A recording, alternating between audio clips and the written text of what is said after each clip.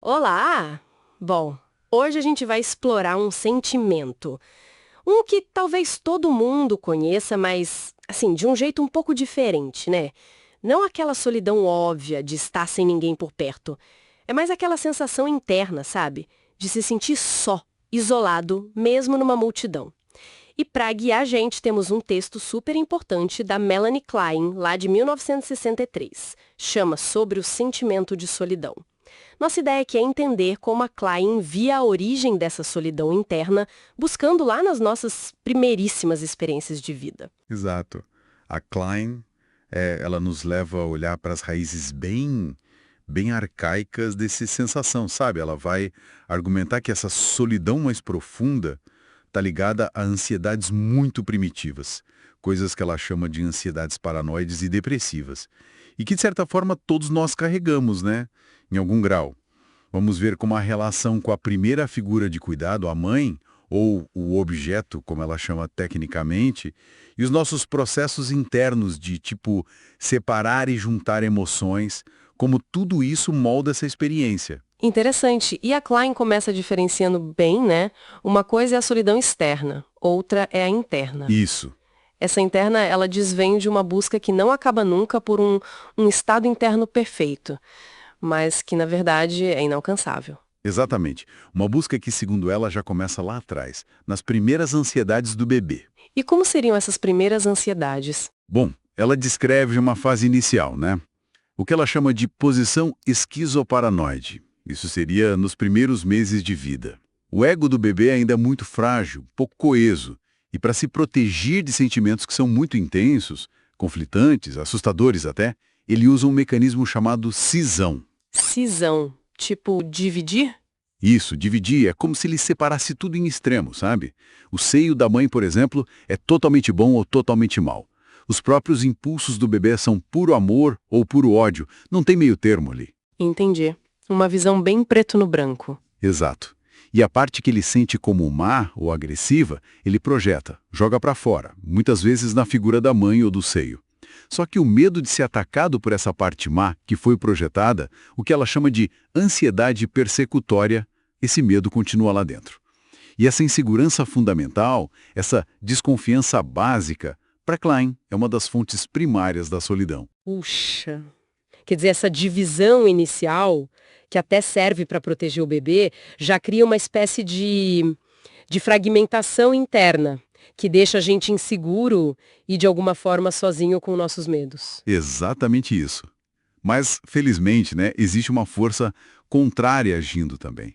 A Klein chama de tendência à integração. Ah, que bom. E como funciona essa integração? Ela se desenvolve conforme o ego vai amadurecendo, ficando mais forte. E um passo fundamental nesse processo é introjetar, ou seja, trazer para dentro de si um objeto bom interno. Um objeto bom interno, geralmente a mãe ou a experiência com ela. E isso, geralmente, está ligado a experiências reais que foram satisfatórias com a mãe ou o cuidador. Quando essa internalização é positiva, segura, ela cria uma base interna de confiança, sabe? Aquela sensação de ser compreendido. Mesmo sem precisar de palavras, talvez? Sim, sim. Ela aponta que sempre resta um anseio, uma nostalgia para aquela compreensão total e perfeita do início da vida, que, na verdade, nunca é plenamente recuperada. E essa busca meio nostálgica também acaba alimentando o sentimento de solidão na vida adulta. Faz sentido. E você mencionou que a integração não é fácil. Não mesmo. É um processo bem doloroso, na verdade. Porque integrar significa juntar as partes boas e más, tanto de si mesmo quanto do objeto amado, da mãe, por exemplo. Implica reconhecer que a gente ama e odeia a mesma pessoa, que temos sentimentos ambivalentes. Isso gera culpa, gera o medo de que a nossa agressividade, o nosso ódio, possa destruir aquilo ou quem a gente ama. Nossa, é pesado pensar nisso. A Klein até menciona pacientes que descrevem essa dor, né? Como se estivessem sozinhos, isolados, só com a parte má deles mesmos. Exatamente.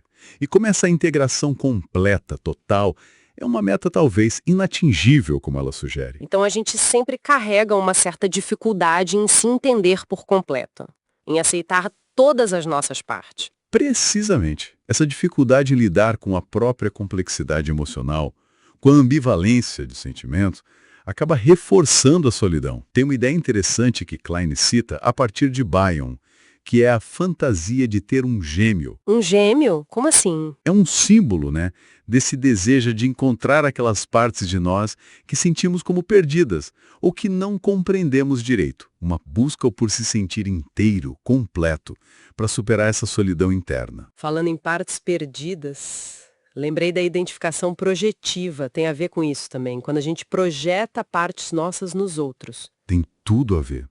Na identificação projetiva, a gente não só projeta, mas é como se colocássemos partes do nosso self, boas ou más, dentro de outra pessoa, e aí nos identificamos com essa pessoa contendo a nossa parte. Isso pode levar a uma sensação esquisita de não ser dono de si mesmo, sabe? Como se partes essenciais nossas estivessem lá fora, sozinhas. Ou pode fazer a gente sentir que não pertence a lugar nenhum, nem a si mesmo, nem aos outros. Amplifica a fragmentação e a solidão. Imagino que em quadros clínicos mais sérios, como a Klein descreve, isso fique ainda mais exacerbado, né? Com certeza. Na esquizofrenia, por exemplo, ela viu uma fragmentação tão intensa que a pessoa mal conseguia formar ou manter esse objeto bom interno, estável. Daí vem uma desconfiança profunda, um isolamento radical. E nos estados maníaco-depressivos? Aí a luta maior, segundo Klein, seria em preservar o objeto bom interno contra ataques muito intensos de culpa e ódio. O resultado são sentimentos avassaladores de não ser amado, de vazio e uma solidão muito ligada à dificuldade de manter relações boas tanto internas quanto externas. Diante desse quadro todo, que parece tão inerente à nossa estrutura, o que então ajudaria a gente a lidar melhor com essa solidão? Existe algum caminho, algum antídoto? Sim, Klein aponta alguns fatores que ajudam a mitigar a solidão. Ter conseguido lá atrás internalizar um objeto bom de forma relativamente segura é crucial. Também a força do próprio ego para continuar esse trabalho de integrar as partes divididas. Conseguir se identificar com o que é bom em si e nos outros. A gratidão também é um ponto-chave para ela. Gratidão? Como assim? Ela conecta a gratidão com a capacidade de amar, com a generosidade e até com a criatividade. Ser grato pelo que se recebeu ajudaria a reparar internamente os danos que fantasiamos ter causado ao objeto amado. E, por fim, a capacidade de aceitar limites, de renunciar a essa onipotência infantil e até a capacidade de se identificar com as alegrias dos outros, de não sentir só inveja. Interessante como a gratidão e essa conexão empática com o outro surgem como caminhos importantes. Sim, muito. Mas é importante notar, né, que a Klein também adverte que até esses fatores positivos podem ser usados de forma defensiva. Como assim, defensiva? Bom, a pessoa pode usar dependência excessiva para negar a solidão, ou fugir para um mundo interno de fantasia, ou o contrário, desenvolver uma independência super rígida negando qualquer necessidade. Pode idealizar demais o passado ou o futuro, buscar validação externa o tempo todo ou simplesmente negar de pés juntos que se sente só. É um equilíbrio delicado. Entendi.